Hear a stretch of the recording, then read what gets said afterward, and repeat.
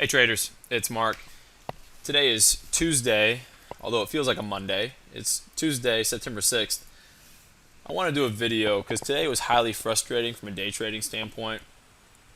And as I go through my morning and I look at my trades, I get even a little bit more frustrated. I knew that today was going to be a tough day. These types of days, and I'm going to show you in a second, these types of days have always been very challenging for me to trade. I try to trade with the trend, okay? And what I mean by this type of a day is if I look at my high time frame chart,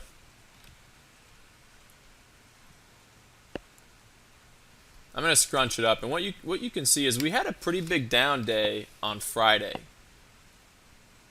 Then we've had a recovery, over Monday and even was it like Sunday when the market opened on Sunday through Monday. And then basically all we've done is we've had a big retrace, and then we've retraced this big up move, and we're just kind of in a larger consolidation period on a much higher time frame, if that makes sense. So these days have been challenging for me to trade, and today was no exception. I want to go through it. So I use what I call LCP zones for my direction. So this morning I had an LCP offer zone, so I knew that I was looking for shorts. My offer zone is in red. Later in the day, at 9 o'clock Central Time, they put in a bid zone. So I had both an offer zone and a bid zone. It's kind of representative of the type of day we had. So the way I trade this is I want to be long inside of the bid zone and no shorts until I get to the offer zone. So let's go down and take a look at the trading time frame.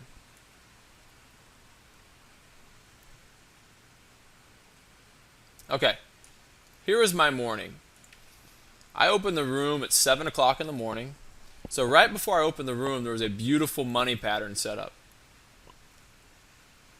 Unfortunately, I wasn't here yet, so I missed this monster trade. And typically, when I'm trading, I won't take another trade until the prior trade has been seen through completion. And what that means is if the entry on this trade is here, I trail the trade using the pivots. So I don't want to be looking for another trade until this trade has been stopped out. I do that to keep myself from over trading, because over trading, every time I do it, I see a drop in my equity curve. So this helps me not over trade, because I'm sure anyone who's done any day trading for any amount of time knows how easy it is to over trade your account. And my guess is you found the same thing that I found. If you over trade, you make less money, and probably not even make money, but lose money. So let's just follow this trade through completion. See, I'd still be in the short. I would have been stopped out. Let's see. Nope, not there.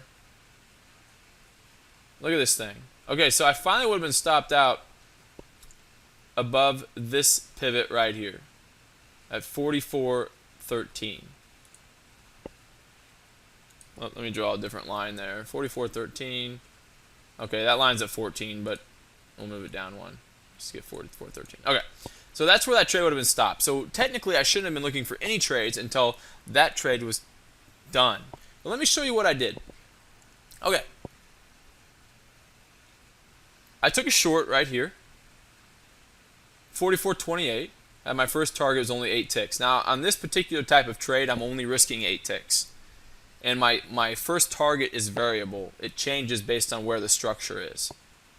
So this trade, I enter very aggressively, and I also manage very aggressively. Unfortunately, the trade management on this one got me out a little too soon. That's okay. So, start the day with $120 in the bank. Now let me show you. This is where it starts getting ugly. I took a trade right here at 43.95. We'd already been down quite a bit, But I never try to guess where the market's going. I just trade what I see. My system told me to short, so I shorted.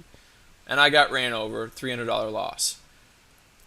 Now, if I had been paying attention and followed the prior trade, I would have never jumped in this one. The one back here is okay because it's a different trade type.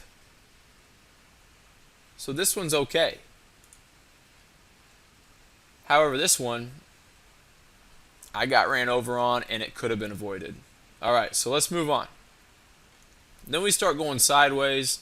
Remember, I'm still just looking for shorts because I don't have that bid zone put in yet.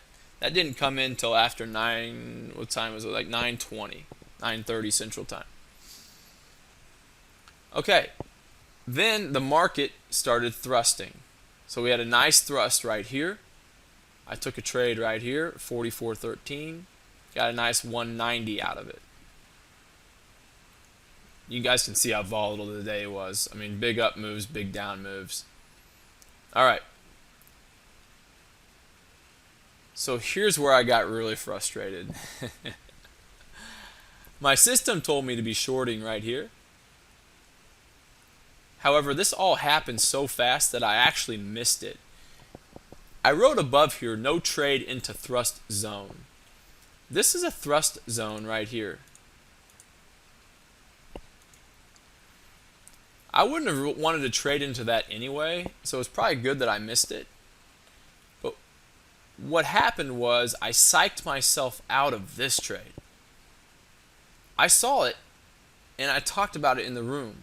In fact, I even had a limit order in here to get in at 44.12, and then I pulled it last second.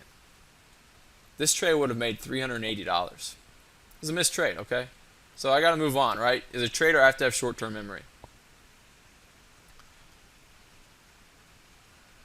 So then I took a trade here at 44.39, and I almost got stopped out, and then I went to my target. So again, let me show you something. For whatever reason, I decided not to trail this, and I just took my profit. If I were trailing, I'm trailing above these pivots, right? So I'm going to be above this pivot. I'll be above this pivot. I'll now be above this pivot.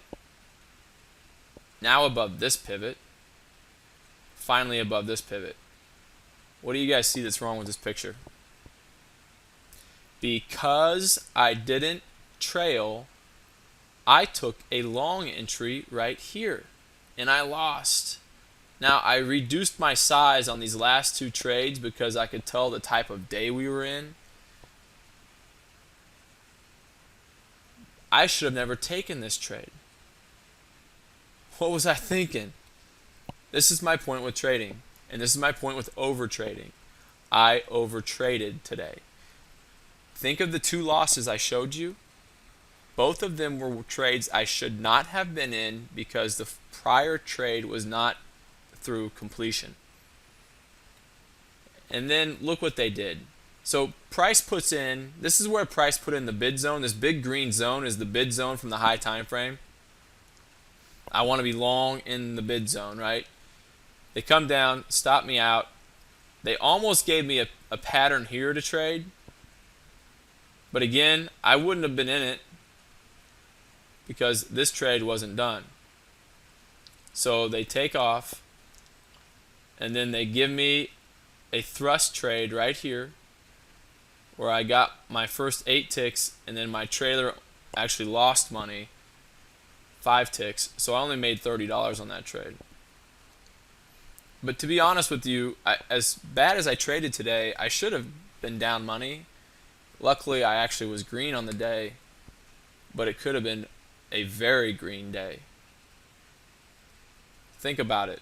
The 380 trade that I missed, and then I did 2 trades I shouldn't have been in, which cost me $450. Today could have easily been a $1,000 day.